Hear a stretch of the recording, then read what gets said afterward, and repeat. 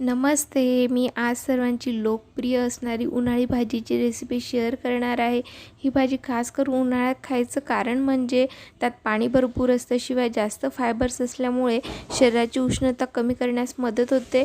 शिवाय यात अँटीऑक्सिडंट्स असल्यामुळे पचनक्रिया तर सुधारतेच आणि विषारी घटक बाहेर टाकले जातात. तर वेळ न घालवता सुरुवात करूया. ही भाजी खानदेशात जास्त करून खाल्ली जाते, कारण खानदेशात भरपूर उष्णता असते. कारण असं की शरीराला शीतलता प्रदान करतो कांदा, आणि बायकांना उन्हाळ्यात प्रश्न पडतो की भाजी कोणती करायची. त्यावेळेस तुम्ही चमचमीत झणझणीत अशी कांद्याची चटणी बनवू शकता. त्यासाठी मी कांदा बारीक चिरून घेते आहे. आता 2 लोकांसाठी मी भाजी बनवणार आहे. त्यासाठी मी गॅसवर पॅन ठेवलेला आहे. त्यात आपण फोडणी देऊया. ही भाजी अतिशय सोपी आणि इतर भाज्यांपेक्षा झटपट होणारी आहे.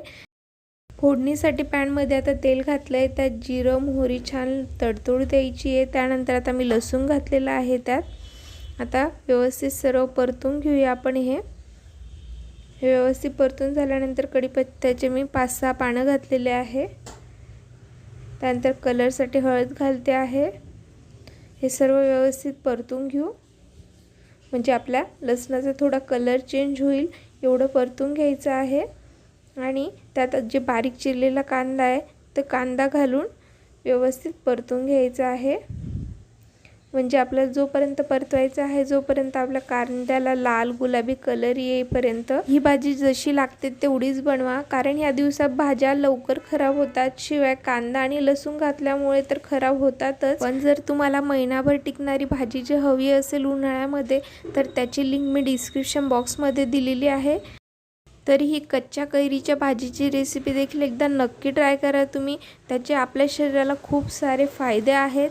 आता कांदा लालसर झालेला आहे. आता यात आपण काही मसाले घालूया. त्यासाठी थोडं तेल घालून घेते आहे मी. त्यात मी आता धनेपूड घालणार आहे आणि ती व्यवस्थित तेलामध्ये आपल्याला परतून घ्यायची आहे. त्यानंतर मी आता वरतून लाल चटणी घालणार आहे, ज्याच्याने भाजी एकदम मस्त लागते, झणझणीत. तुम्हाला जर हवी असेल तर लाल चटणीचं प्रमाण जास्त ठेवा. त्यानंतर घरचा मसाला घातलेला आहे, चवीनुसार मीठ घातलेलं आहे. आता हे व्यवस्थित परतून घेऊया. जे स्वयंपाक करण्यासाठी नवीन असतील ना, त्यांना बऱ्याच जणांना भाज्यांमध्ये मीठ टाकायचा अंदाज येत नाही.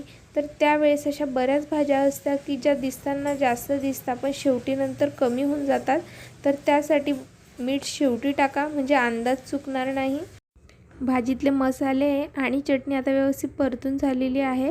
आता यात शेवटी मी आमचूर पावडर घालणार आहे, ज्याच्यामुळे भाजीला मस्त चटपटीत टेस्ट येईल. आता थोडा वेळ झाकून आपण भाजीची वाफ काढून घेऊया. वाफ काढून झाल्यानंतर भाजीला आता छान तेल सुटलेलं आहे. तर ही भाजी आता आपली सर्व करण्यासाठी रेडी आहे. तर ही उन्हाळी रेसिपी नक्की ट्राय करून बघा. धन्यवाद.